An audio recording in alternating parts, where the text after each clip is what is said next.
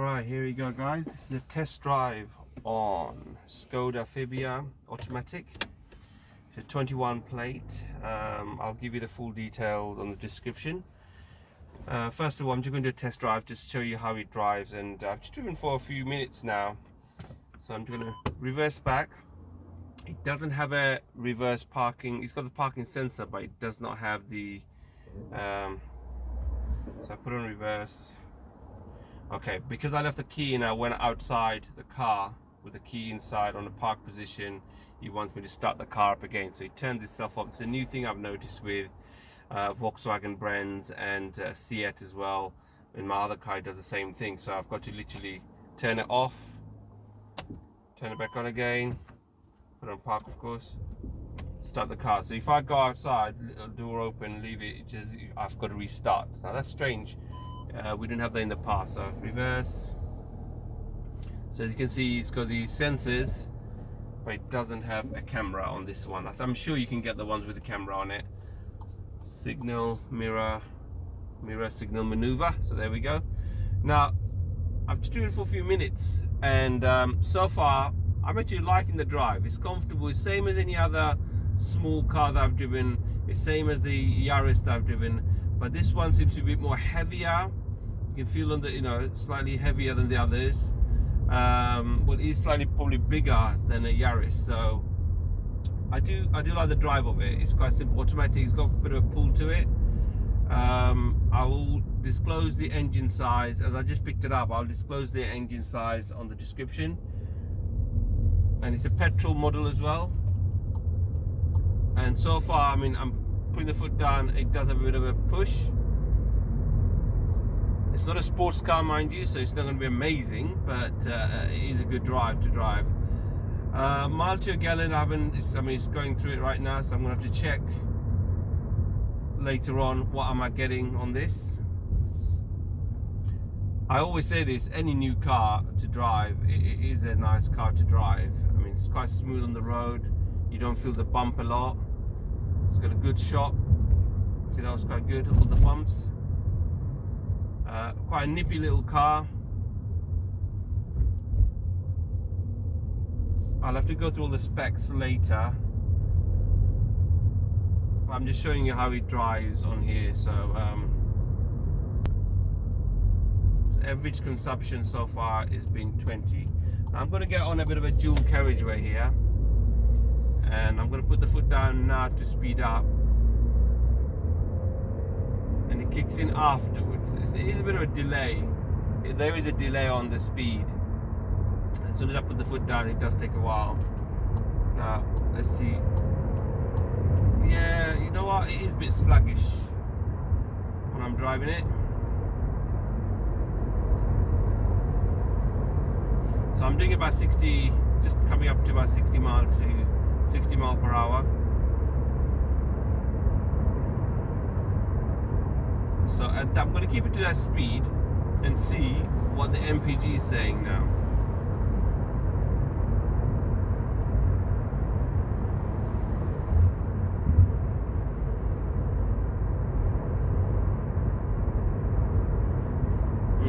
I'll have to put the stats up on exactly what the MPG should have been, but right now I'm getting about 24. It's going up to about 25 now. I'm going downhill a bit, so it's picking up nicely.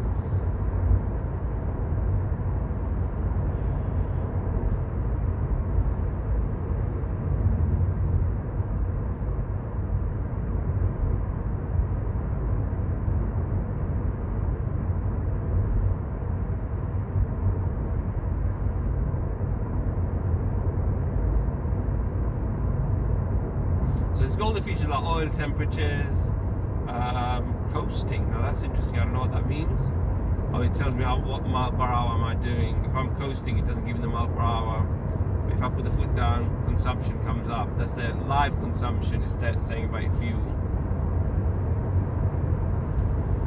Now, if you can hear me quite clearly, that means the sound proofing is quite good. But it is a bit noisy in here on a motorway.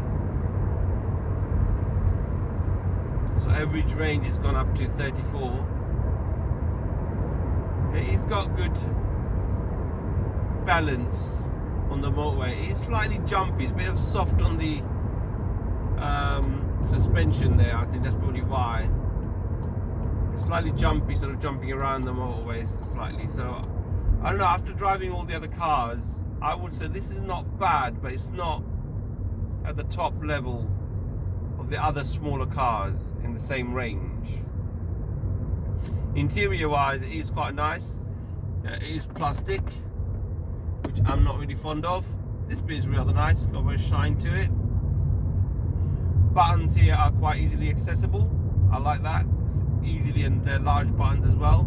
Even the radio buttons are very large, which is quite good compared to my Seat Alhambra where the buttons are slightly smaller.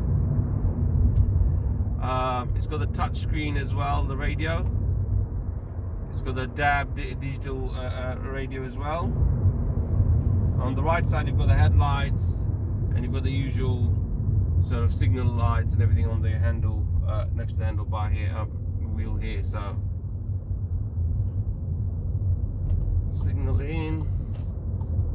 It is a 2021 plate, so it's one of the later newer ones.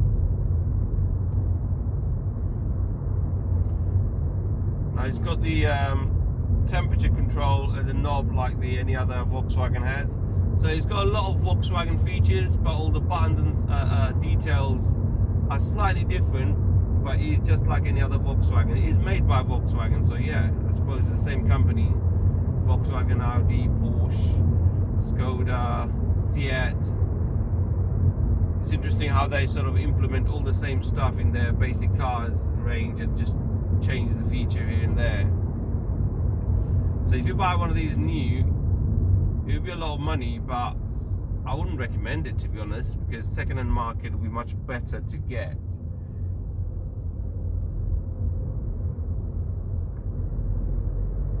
I mean, it's not bad to drive, to be honest. A to B local driving is perfect. Now it's doing about 43 miles to a gallon right now, so it's creeping up.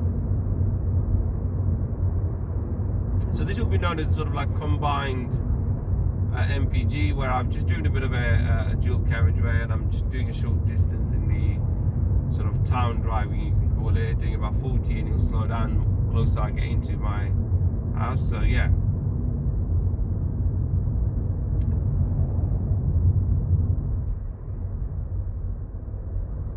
One thing I do like, I must say, is the steering wheel. I love the where they sort of organize this here. It's quite fancy, I must say.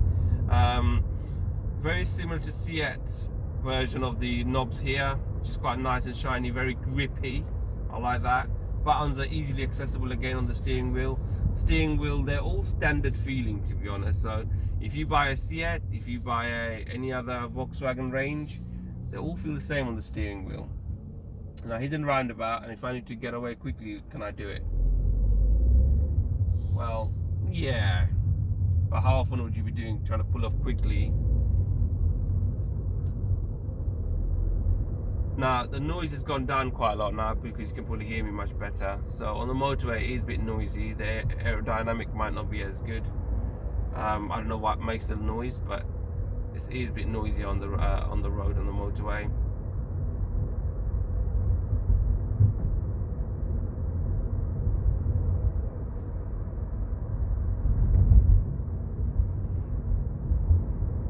I went straight into the test drive on this just to show you what it feels like, and I'll show you the exterior and the boot space in a bit.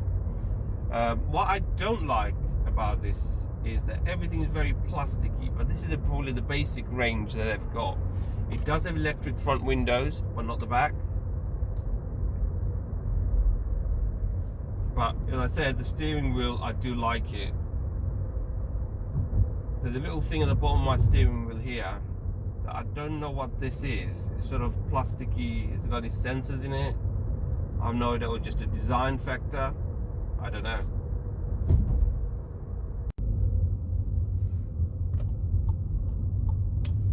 I'm gonna park up here for a second.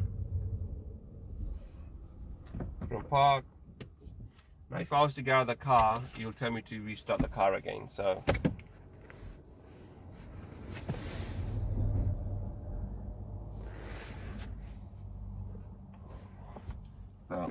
I'm ready to go again. This time I'm going to just come off the pavement quite quickly to see what it does. 1, 2, 3. Yeah, that's not bad. As I said, it's got a very cushiony suspension that gives it a sort of like a bubble-like feeling every time you're sort of going over things.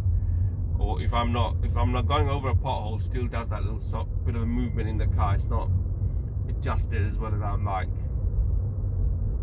But you know what? If you to pay good money for this, like affordable price, second-hand, I would buy something like this. Now, reliability, Skoda back in the days was different, but now I'm sure, being Volkswagen brand, it should be much better.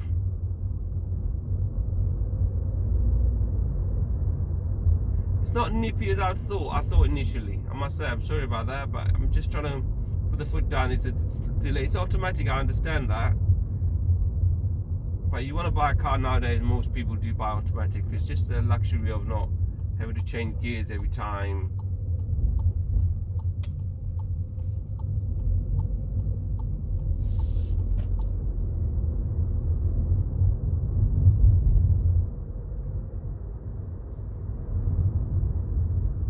So for the driving purpose, I think for any other car, if you were to get this for a good price, it's worth having. I mean, you've got a lot of choices nowadays with this sort of size. You've got Fiesta, very well-known car, especially the new one, looks very nice.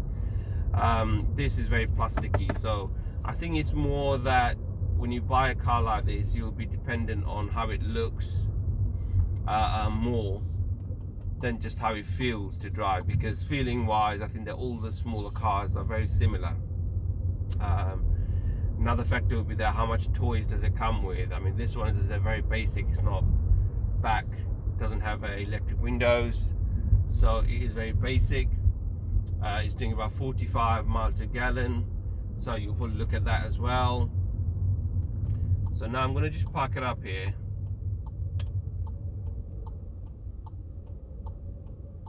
and show you the interior. Now that I'm reversing, I just wish it had a camera on the back. Now that is a thing that is very important for me nowadays, I've noticed. Doesn't matter if it's a small car or a big car. I mean, it's not that I can't do a reverse parking, it's just the fact that it gives you the luxury and comfort without having to worry too much. And I do tend to use, a lot of people say, oh, I don't need it, I don't use it. And this is what I mean, I don't know what this is about, this bit here. Is it sensors or something? But I don't know why what is it doing there? I've got no idea. So anyways, so this is the car. I'll show you the interior right now.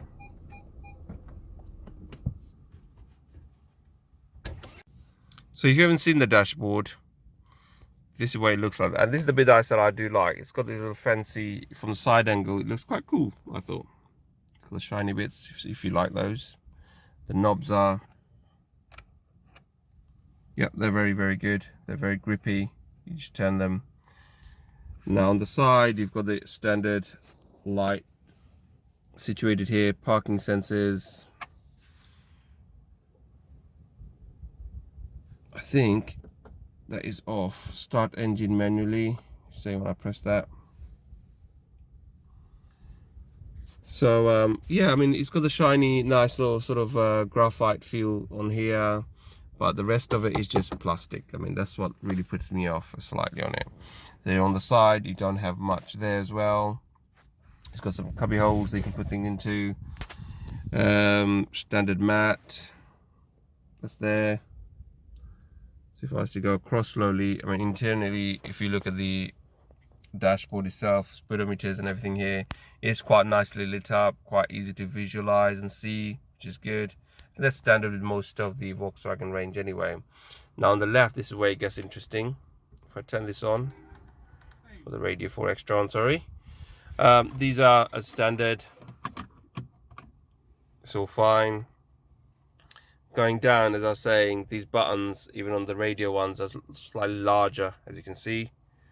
And going with the bottom is quite nice. And then you've got all the controls here as well. Their knobs quite, yep, they're alright. and you've got the USB connection there, and you've got the cigarette 12 volt there. Going further down, as it being automatic, there's no armrest, I'm afraid, and it just leaves you with the handbrake there. The seats itself, they're cloth, but they're comfortable, I must say. Even though they belong to my back, I get backache, so in this case I haven't got any, you know, seating in here, which is fine. This is nice. This is probably the nicest bit in the front. Apart from that, it's just all plastic again. The sound system I tested out is fine. Now, cubby hole, the glove compartment, you've got space there, but there's sort of space underneath. I don't know if you can see it. Underneath is more space, but I don't know why this blocked off by this bit more. So it's fairly small. It does come with the passenger thing that you can turn on and off there. And it's got some button space there as well. You can put some extra things on. So. And going back to the left and showing you around. The mirrors are quite good, nice and big and wide. You can quite actually see the back quite clearly, or the side. So if I was to open the door now, you'll make this noise. The ignition is on.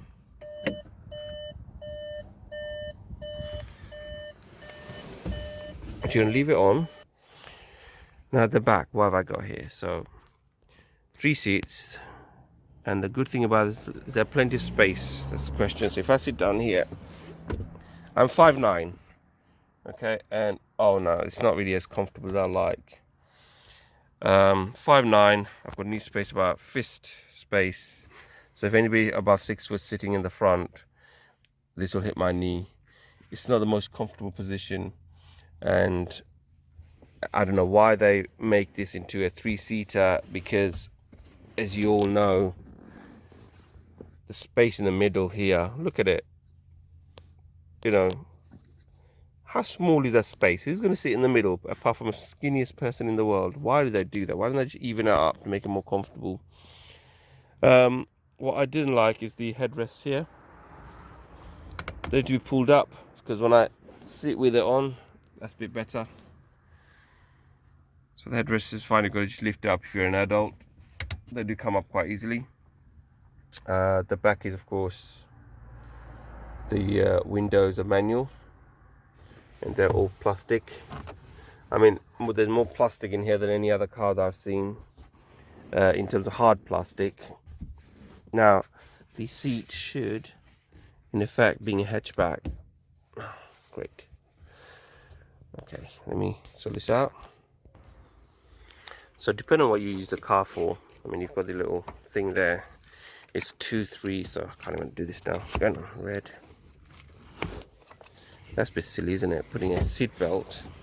Okay, this is a bit of a bad design. You put the seat belt there, so if you want to put this down, you've got to move the seat belt out of the way first, which is very tightly fit on there. I can't even. Okay, let's try this again. Okay, I'm going to move the seat belt out of the way, and then put this down. Now, it doesn't go flat down on here, I'm afraid. So let's have a look at the boot space and show you what that looks like.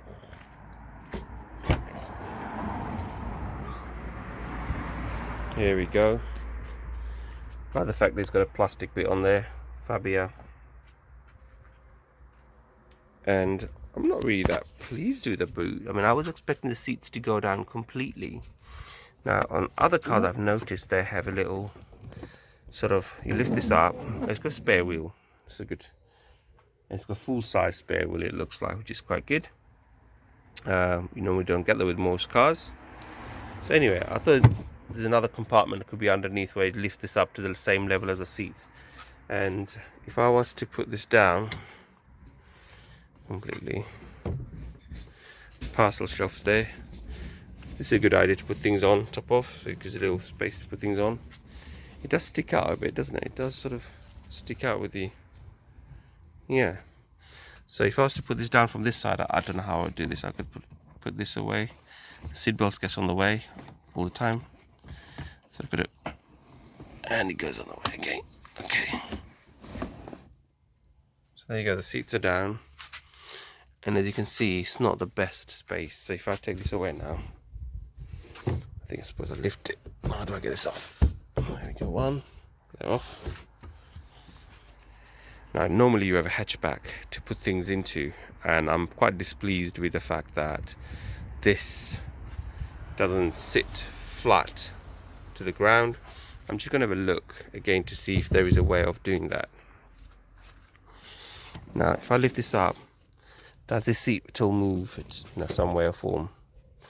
I don't see any movement from here, so I don't know is the answer. So if I put the seats down again, no. I think that's it.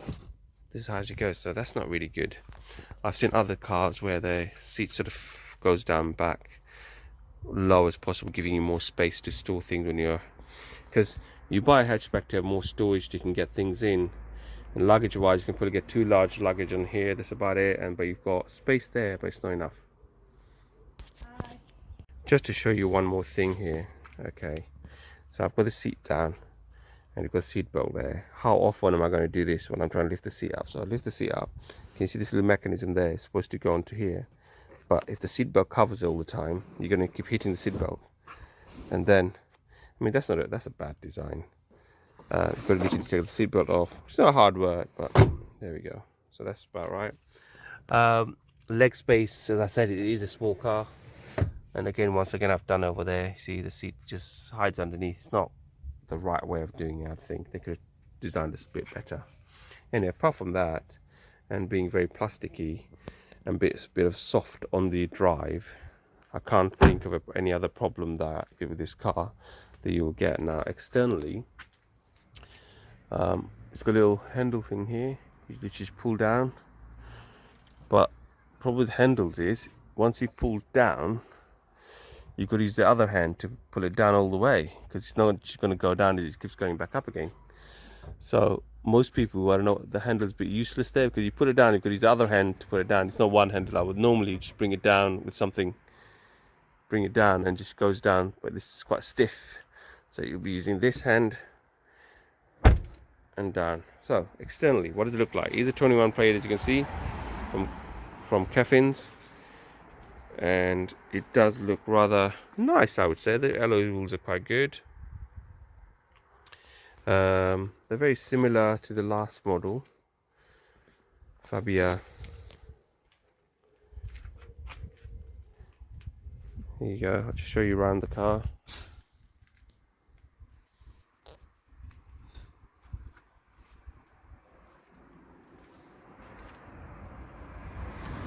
People, let's have a look at the front. Now you recognize the Skoda by the badge, of course, you can see on there. And the grills here are a bit interesting. It's got a foam, you can see the foam on there. Don't know if you can see it, there's foams on there. That's strange. Okay.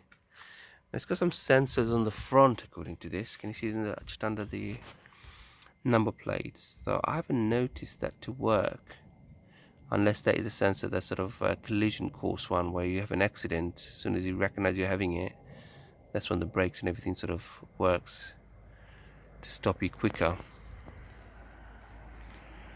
So it does look rather nice in the front.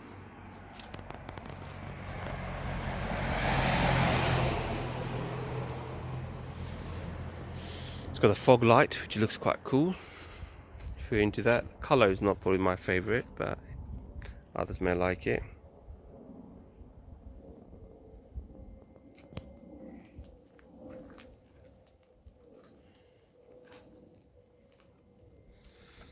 Now, I'm not sure it's got the rain sensors on there. No, it doesn't have any sensors at all. So I've opened the door. It's making a noise to see the keys inside. As you can see, the keys are there. I'm going to get in. Okay, now I'm supposed to, last time it didn't allow me to drive away, but this time I think it is allowing me to drive away. No, it just says, can you see that? Start engine manually.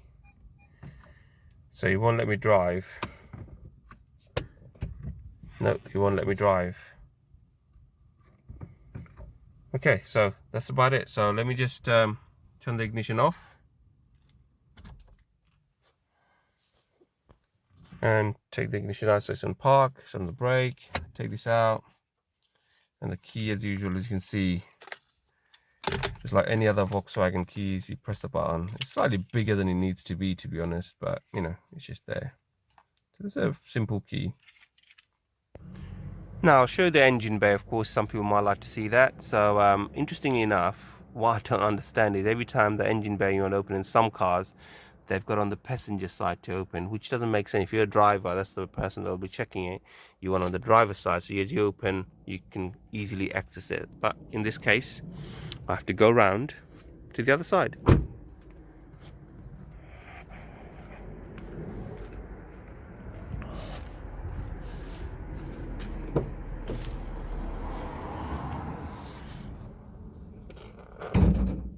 There you go, that's open. Another reason that I'm not sort of mentioning all the refineries like specification to this car, because when you buy a car like this, you can, I'm sure there's loads of add-ons that you can choose for it. So for example, you can have all the electric windows and so forth. So you're not really, you know, you choose what you want from a car. But in this case, I'm just showing you how the car looks and feels to drive. So the bonnet is here. Now, can I do this with one hand? Press the button. Yep. There we go. Let me put the hook on here, otherwise it's going to just fall down. Now, there's no cover on the top, which is interesting. I was expecting a bit more. So soundproofing cover on the top, which doesn't have.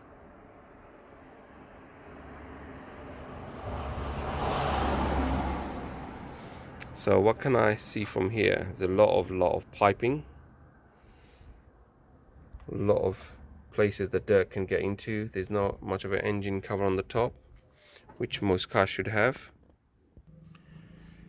Some people may know, I think most people in the world sort of knows, but if you look at this car, you can see it's a Volkswagen brand, because everywhere you look at it, it's got a Volkswagen Audi part sort of all over the place, as you can see. And also, sorry about the noise, but also you've got it on here, Volkswagen. So it is literally a Volkswagen car. And it's funny enough, if you look at the logos here, it's got the Volkswagen Audi, and I can't tell the other one what that is. HELL Hill. Okay, it's probably another brand of their sister companies. So it's mostly everything is just Volkswagen on here. So it is a Volkswagen car with the Skoda brand on it. So yeah. So what you're seeing here is how easily can you access everything. So you've got the water in front. Refill that from there. With the oil checked right there. I wish there was a much better cover on top, so you don't have all the crap sort of making it all dirty. It's nice and new right now, but you won't be new after a year of driving. So there you go. Now that you've seen the engine bay, one thing I don't do with any car is I do not just drop the bonnet. I do not drop the bonnet straight down. I always bring it down, and then I push it down with my hand. It seems a nicer way of doing it, to be honest. Other way might work just by dropping it down, but it's not advisable, I would say. Anyway, so look wise, it does look like a Skoda, as they always do. They keep it to similar sort of styling, and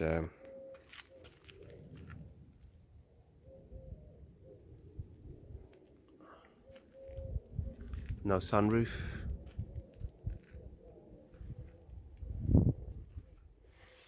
So I hope you had a good look around the car to make a decision on it. But if I had a choice between the two, one of these and maybe even a Seat, I don't know, you might have to try the Seat out first, or try this first and have a look at Seat as well, or even a Volkswagen Polo. I mean, that's the sort of style you're looking at. If you want to go for a bit Japanese, then you've got the Yaris, which are very nice now. For the price, you might even get the hybrid version, which is even better. So there are a lot more choices out there, I'm afraid. So I'm not probably narrowing down your search for a smaller car, hatchback car. I'm making it worse for you by letting you know that there are plenty of choices out there, and this might not be the first choice that you want to go for. Now, I wish you had all the electronic stuff that would be bonus, which this doesn't, but you have to pay more for that. Beside that, the wheels does look nice. It is comfortable to drive, bit soft on the cushiony sort of side, but you might like that sort of drive. It's a bit bouncy, that's what I mean. So I wanted to drive this car, and I've done the test drive, and I thought I'll drive it without knowing what engine size or anything it is. Now this is the Fabia Drive SE TSI 1 litre engine. Now I was quite surprised, I must say, when I was driving this on the motorway. I thought it was probably 1.2 or 3. So nowadays I've noticed that smaller engine still performs very well. So, and that's why you're getting a better MPG. So this is actually a 1 litre engine they've just watched the test drive on. So I would say it is a good car for a 1 litre engine. Now longevity of this car, I don't know how long it will last, because being a smaller engine don't tend to last as long, as what my experience tells me, but with modern engine you don't know. But that's the same with all the other brands out there as well. So that is to confuse you even more. People are going for a smaller engine, more economical, cheaper, road tax and everything else. So I'll put all the details on below so you know. Now that I've driven the car for a while now, I thought I'll just mention a few facts and performance figures as well, some specs of this car. Looking at it, first of all, it's a 1 litre car, as you know, and it is really good for 1 litre car, I must say, because it's a 1 litre TSI Drive SE model with a DSG 5-door car. Now I'm currently had my children in here as well, so I've got my car seats I put in there and a booster as well, but with that there's no space in the middle, as you can see. So what is the conclusion I'm going to say to you is basically the car value itself is about 13,000 brand new, maybe a bit more here and there. What I didn't like is the fact that you're paying road tax for a 1 litre car of £155. Now that really did put me off, I must say. Beside that, the MPGs is quite good. I was getting about 40 odd mile to a gallon. And I've always noticed that with cars such as this, or any cars, whatever they say on the book, it's always like 10 mile less. So if they say 50, you're about 40, you know, things like that. So the conclusion of it that I would have to tell you is, with the high spec, maybe the car is worth a lot more. But because it doesn't have the high spec, I would say it's not worth the money that you'd be paying. But at the end of the day, if you're paying about £10,000 for a brand new one of these, it's probably be worth it. It is very plasticky, I've mentioned. What else are there? I mean, the capacity of fuel, I think fuel capacity 45 litres in here.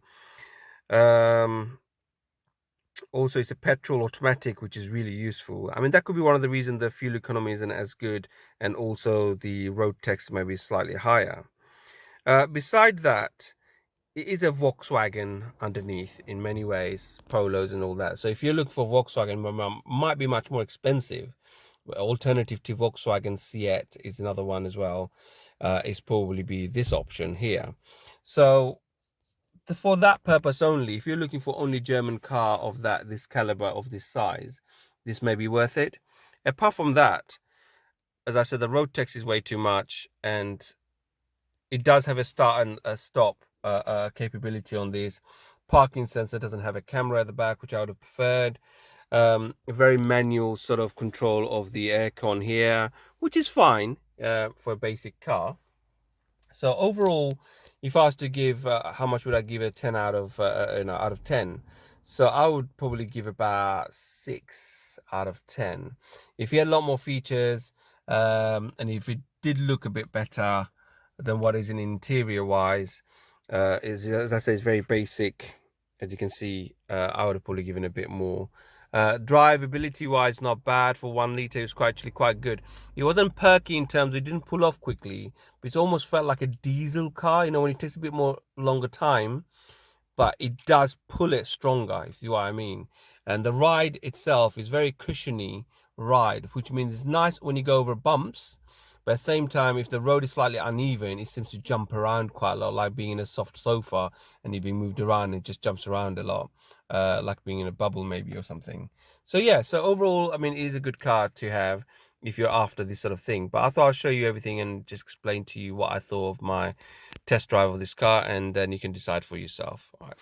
I hope you enjoy this, and hope to see you soon with the next review of cars. And I'll put all the details of this car below on the description, so you know exactly what model and everything this car is. So thank you very much for watching this. Hope you subscribe. Take care now. Bye bye.